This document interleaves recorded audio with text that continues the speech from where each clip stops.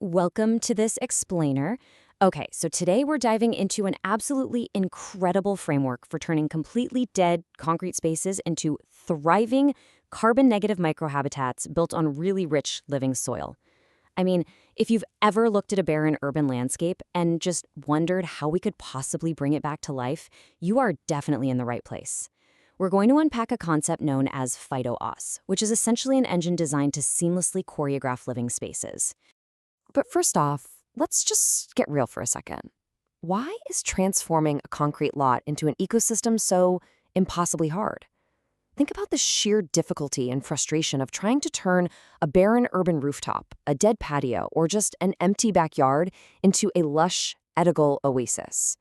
It sounds like such a beautiful dream, right? But the moment you actually try to do it, you hit this massive, invisible wall. And that wall actually has a name. It's called Ecological Cognitive Load. This is the overwhelming mental burden of trying to master deep botany's super complex soil chemistry and intricate companion planting principles just to get started. Botany is this incredibly nuanced language, and honestly, most of us simply don't speak it. You'd need years of specialized study to understand which plants fix nitrogen for their neighbors, how to rebuild the microbiome in dead dirt, or how permaculture layers actually work together in a confined urban space. It's just way too much for one person to figure out on a weekend.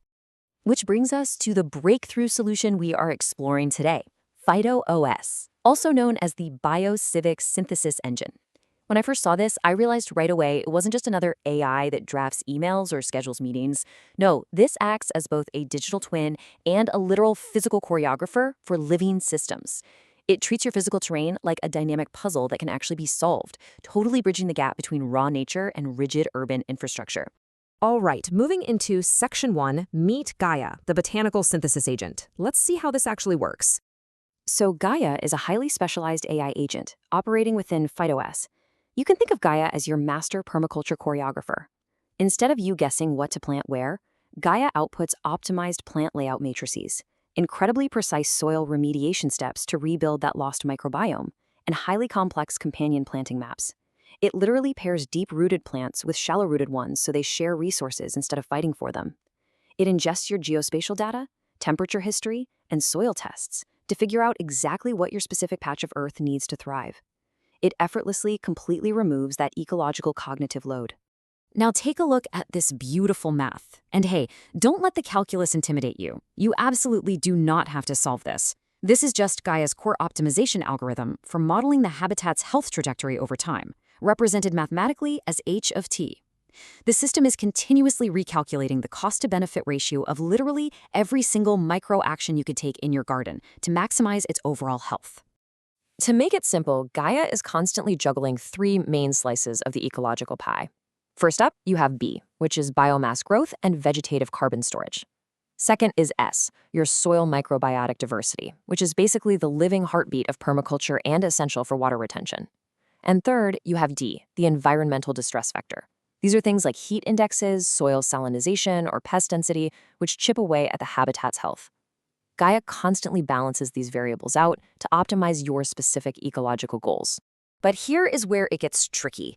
Gaia's perfect biological dream, maximizing all that amazing soil health and biodiversity, must immediately reckon with strict human limitations. We're talking about tight budgets, spatial utility, and annoying local municipal laws.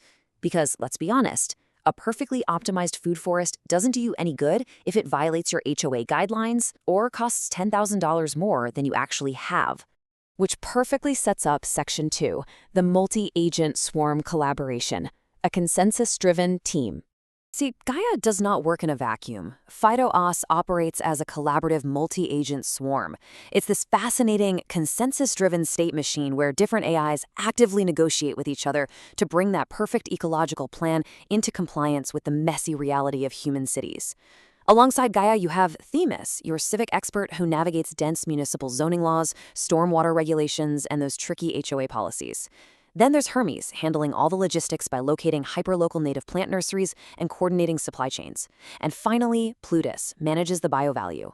This agent calculates things like water bill savings, municipal tax rebates, and even tokenized carbon offsets so you can prove a real-world return on investment. So what does this actually look like for you, the user? Picture this. You step onto your completely dead patio. Step 1, you just sweep your phone across the space to create a high-fidelity 3D LiDAR mesh. Step 2, you set a goal. Say a cooling edible jungle with a pollinator focus on a $1,200 budget.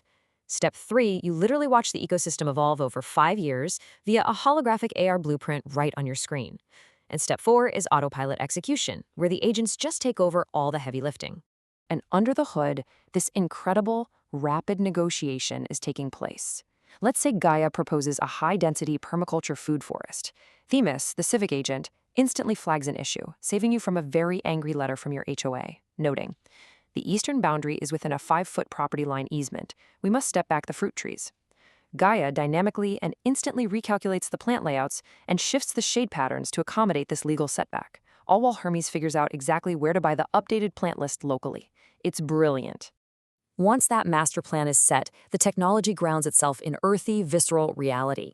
You don't just get some confusing, high-level blueprint. You receive a tailored, highly gamified calendar of physical tasks. It tells you exactly what to do and when. Like, lay down 3 inches of wood chips in Zone A today. Time to plant the mycorrhizal fungi inoculation. Install the specific native plants sourced by Hermes. It makes complex permaculture so accessible. You're not just throwing seeds in the dirt. You are actively building soil health and creating an intricate companion planting network, step by guided step. Now, it is also super important to note how the platform handles safety. Gaia is actually hard-coded with unyielding ecological guardrails. It strictly prevents the planting of highly invasive species, period.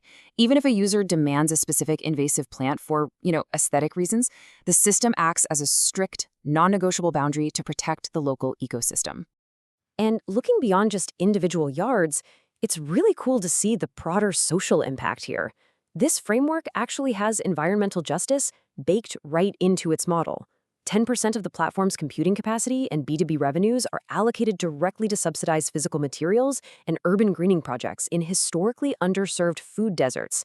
This actively works to cool down lower-income neighborhoods that are suffering the absolute most from the urban heat island effect. Let's zoom all the way out for a second and look at the stretch vision, because this is where it gets wild. By 2026, we are looking at localized gardening apps. But by 2029, these systems will use federated learning to share data between neighbor clusters. And by 2031, the vision is a decentralized planetary life support mesh. Millions of Gaia agents proactively communicating. If a pathogen hits an urban farm, agents across the region instantly push biological immunization defenses, like suggesting specific companion plants or microbial sprays to nearby sites before they even get sick. So, a super crucial point before we wrap up is acknowledging the true foundation of this entire explainer. We are looking at the intellectual property and the completely original concept of O.C. Relaford III, a brilliant human/architect researcher. Every single aspect of this biocivic synthesis engine, the agent swarm, and the underlying math we covered today is derived directly from their research and creative direction. Which brings us to our final provocative thought. We started out today by looking at just a single dead concrete patio. But knowing how this technology can scale, how these agents can collaborate not just within one yard, but across an entire grid, what if your backyard garden could actually immunize the entire city? Imagine a future where our cities are no longer just these sweltering concrete heat traps, but resilient, self-healing, cybernetic forests. That is the true power of closing the gap between biology and technology. Thanks for joining me on this explainer, and keep exploring.